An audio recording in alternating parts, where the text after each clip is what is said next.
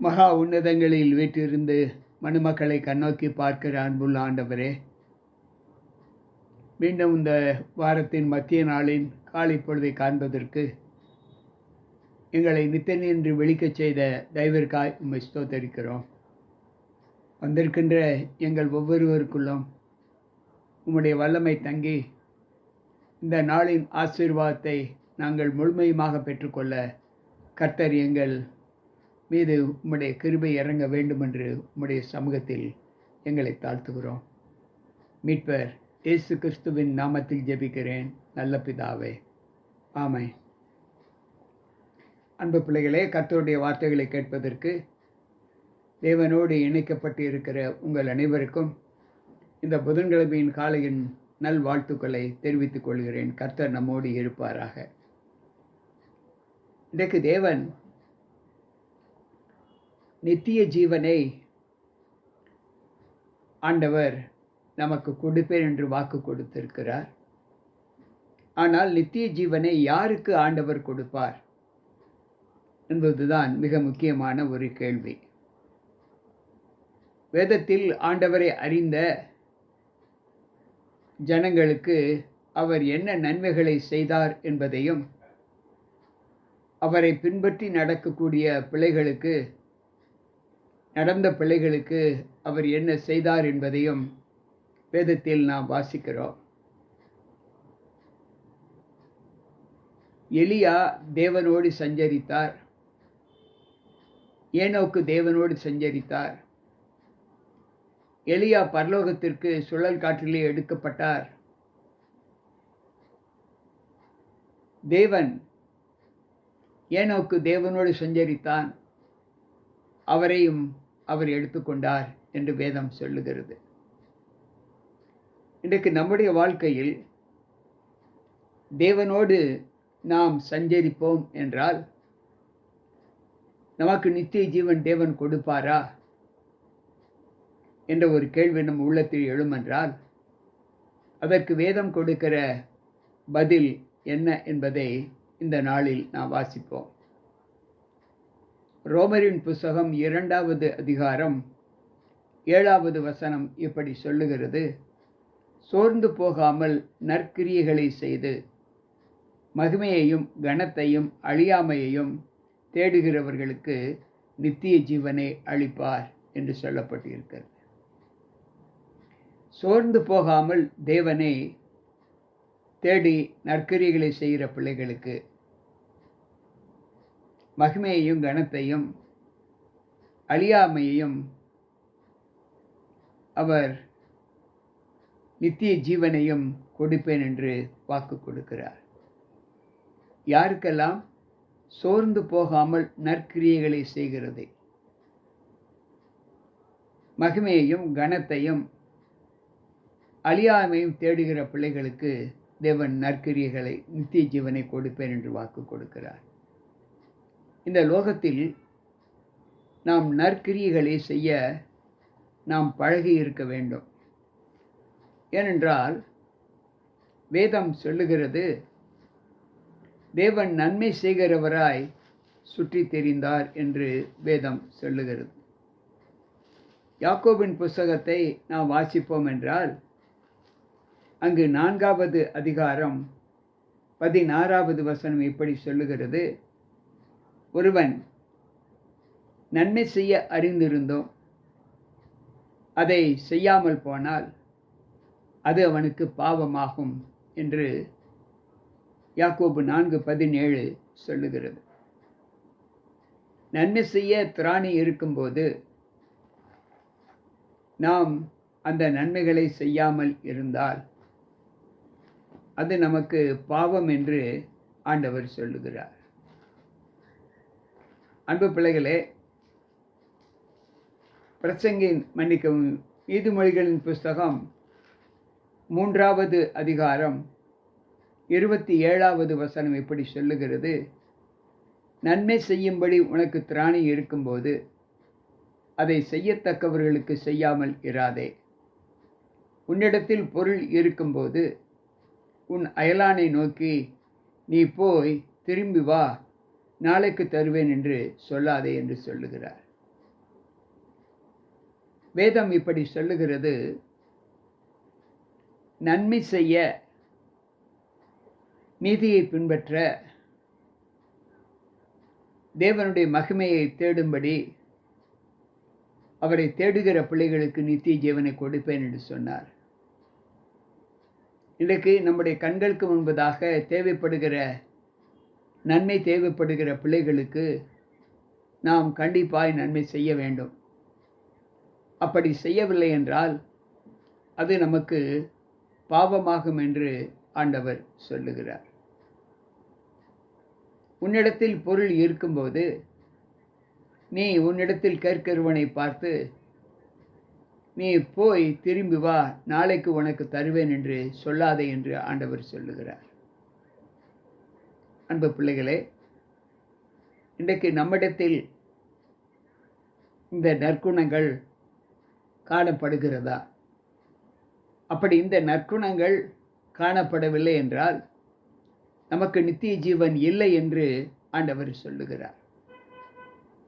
அங்கு மத்தேயு 19வது அதிகாரம் 17, 18 வசனங்களை வாசிப்போம் என்றால், ஒரு ஐஸ்வர்ய வாலிபன் ஆண்டவரை பார்த்து, நான் ஜீவனில் பிரவேசிக்க விரும்பினால் என்ன நன்மைகளை செய்ய வேண்டும் என்று கேட்கிறார்.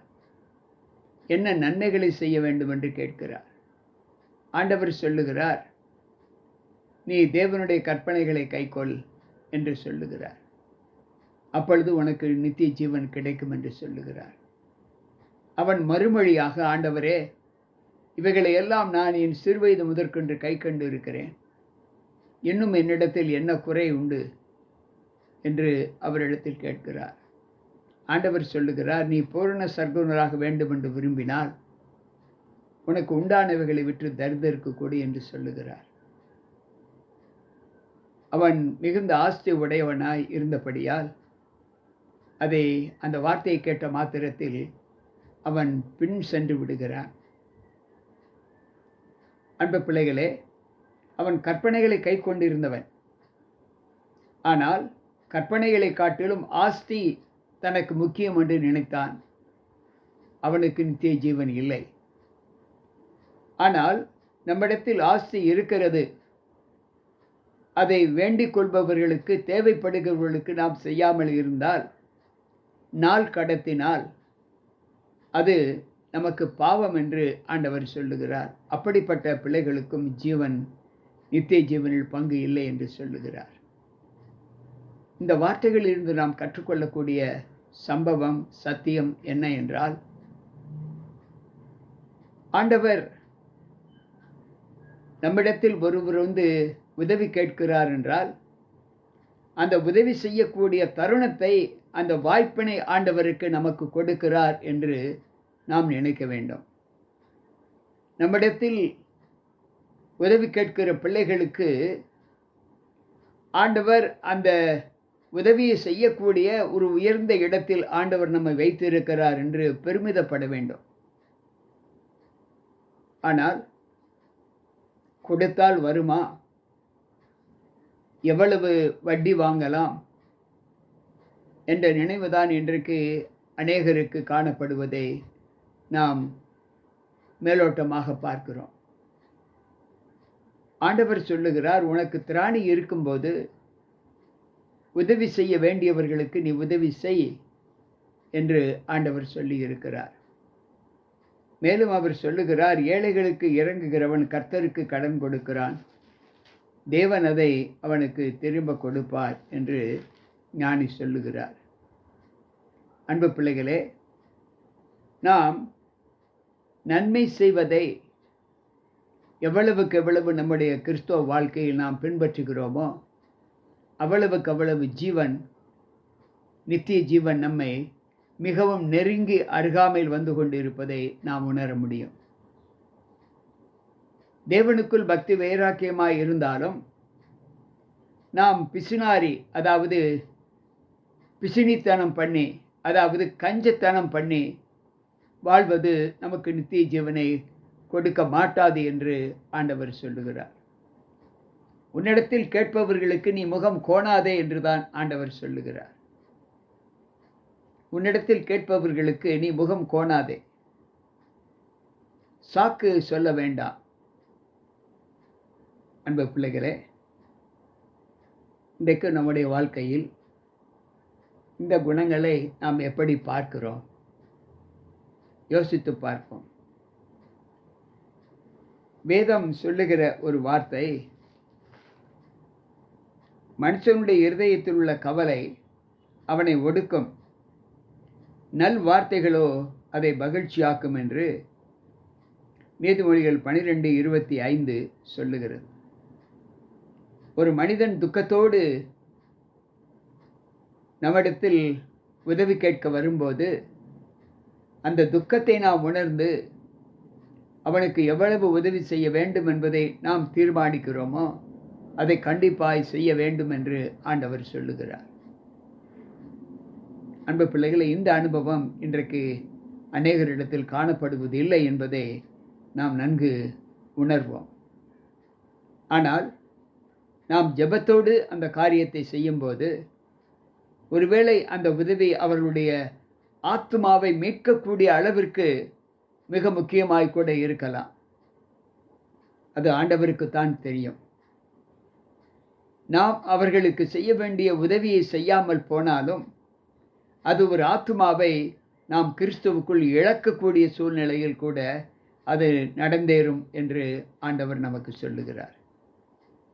எனவே நாம் எந்த சூழ்நிலையிலும் நம்மிடத்தில் வேண்டிக் கொள்கிற பிள்ளைகளுக்கு, கேட்பவர்களுக்கு நாம் முகம் கோணாமல் நம்மால் முடிந்த உதவிகளை கண்டிப்பாய் செய்ய வேண்டும் என்று ஆண்டவர் சொல்லுகிறார். ஒருவன் நன்மை செய்ய அறிந்திருந்தும் அதை செய்யாமல் போனால் அது அவனுக்கு பாவம் என்று யாக்கோபு 4:17 நாம் வாசித்தோம். அன்பு பிள்ளைகளே, இந்த அனுபவத்தை நாம் எப்படி ஏற்றுக்கொள்வது என்பதை யோசித்து பார்த்தால், நாம் அந்த நித்திய ஜீவனுக்கு சுதந்திரமாக நம்மையும் நாம் செலுத்த முடியாது என்பதை ஆண்டவர் நமக்கு சொல்லுகிறார். நன்மை செய்தால் மேன்மை இல்லையோ, நன்மை செய்யாதிருந்தால் பாவம் வாசல் படியில் படுத்திருக்கும் என்று ஆதியாகம புஸ்தகத்திலே நாம் வாசிக்கிறோம். அன்பு பிள்ளைகளே, இன்றைக்கு நாம் நன்மை செய்தால் மேன்மை இல்லையோ, நன்மை செய்யாதிருந்தால் பாவம் வாசற்படியில் படுத்திருக்கும் என்றுதான் ஆண்டவர் சொல்லுகிறார். ஆதியாகம புஸ்தகம் 4வது அதிகாரம் 6வது வசனத்தை நாம் அதில் வாசிக்கலாம். அன்பு பிள்ளைகளே, சற்று யோசிப்போம்.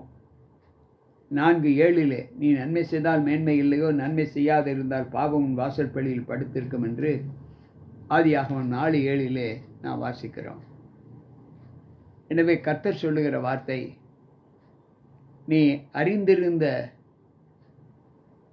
நேரத்திலும் நன்மை செய்ய உனக்கு திராணி இருக்கும்போது அதை செய்யத்தக்கவர்களுக்கு செய்யாமல் இருக்காதே என்று சொல்லுகிறார்.